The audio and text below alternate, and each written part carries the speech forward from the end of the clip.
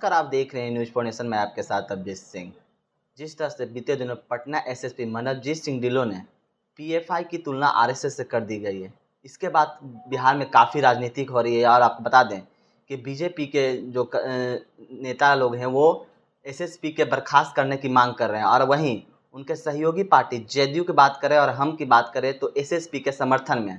हमारे साथ बात करने के लिए अभी बीजेपी के नेता हिंदू जागरण मंच के संयोजक जीवन कुमार हैं।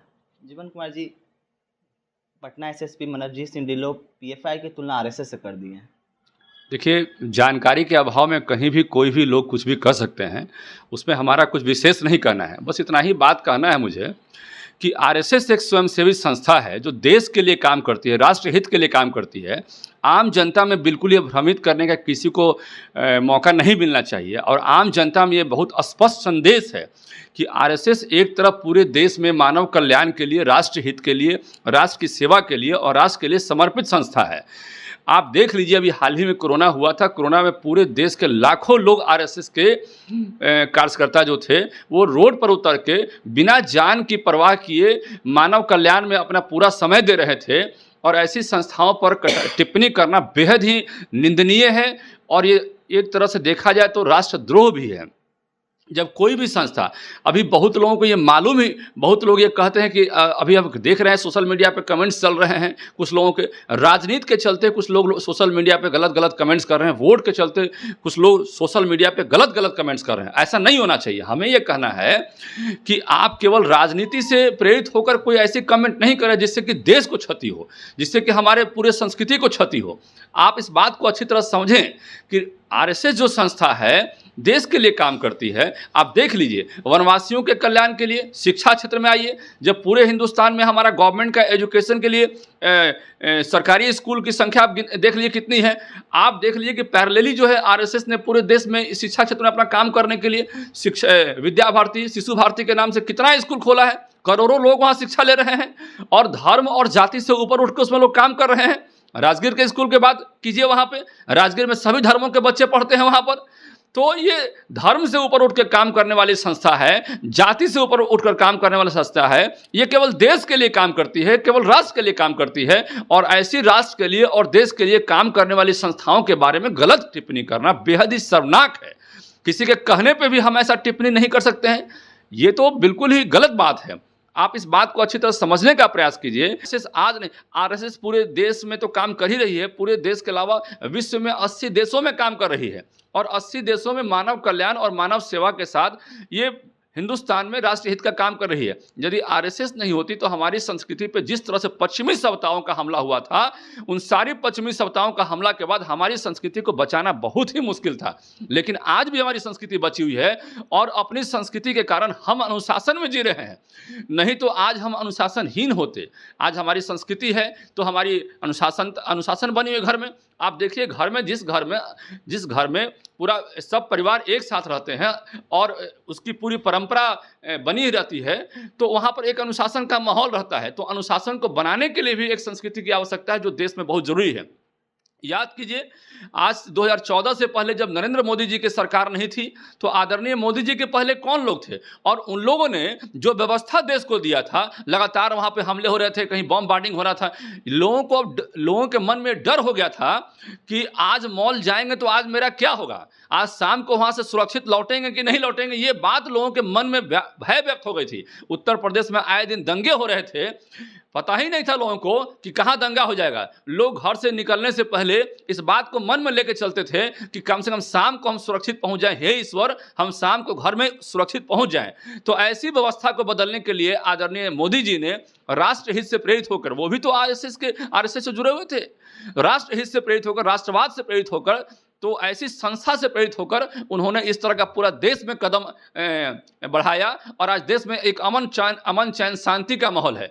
तो जिस तरह से अमन चैन शांति का माहौल कायम करने वाली संस्था के बारे में टिप्पणी लोग करते हैं तो गलत है, और लोगों को नहीं, आम जनता को भी समझना चाहिए कि ऐसी गलत टिप्पणियों से उन्हें भी दूर रहना चाहिए। अब पीएफआई की तुलना कैसे लोग कर सकते हैं आरएसएस से? राजनीति के चलते कहीं भी कोई कुछ भी तुलना कर सकते हैं? नहीं, ये गलत है। ये देश हित में कभी भी ऐसा तुलना करना भी बेहद खतरनाक है। हम तो ये कहें कि ये तो राष्ट्रद्रोह है। कहीं कोई लोग चाकू चलाने की ट्रेनिंग दे रहा है, आप उसको आरएसएस से तुलना कर देंगे? गलत बात है।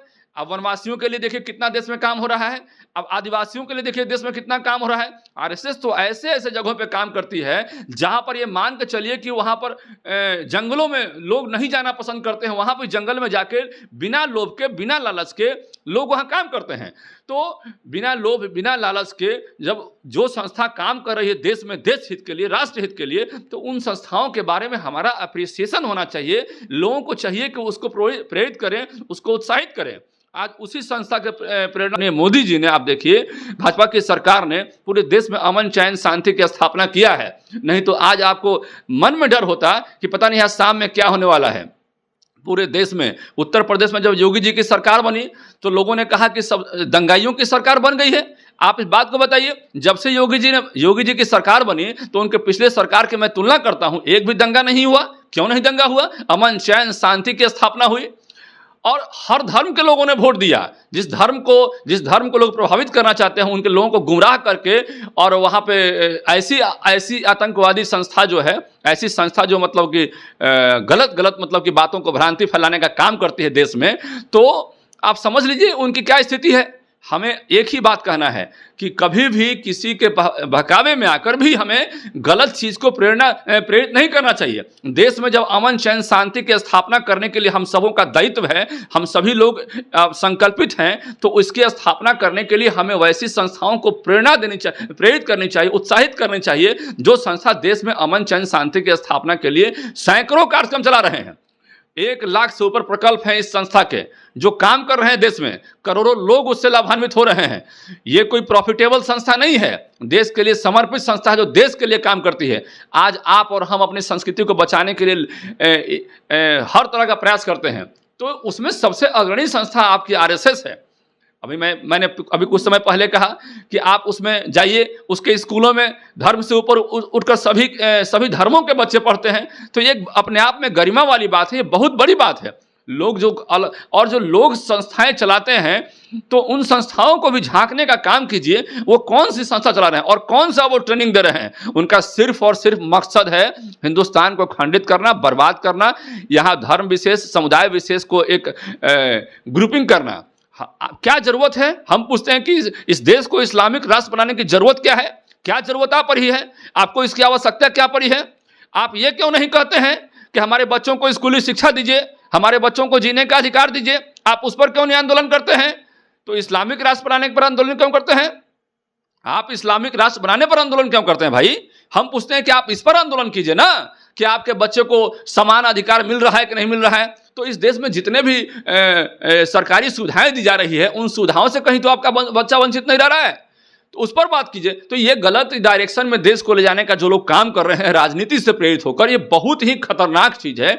और आने वाला समय में हमें लगता है कि इन चीजों पर रोक लगाना चाहिए, और हम भारत सरकार से मांग करते हैं कि पीएफआई जैसी संस्थाओं पर बैन लगाना चाहिए, कंप्लीटली बैन कर दे देश में, ताकि आगे से ऐसी कोई हरकत नहीं करे जिससे कि पूरा देश विदेश के लोग एक साथ जुड़कर उस ग्रुप में गलत काम करने की प्रेरणा जो अभी दे रहे हैं पूरे लोगों को, वो प्रेरणा दें। जी चलिए, ये थे हमारे साथ हिंदू जागरण मंच के बिहार के संयोजक जीवन कुमार ने। इन्होंने साफ तौर पर बताया है कि किस तरह से आरएसएस हमारे भारत में काम करते हैं। और भी खबरों के लिए बने रहे न्यूज़ 4 नेशन के साथ। नमस्कार।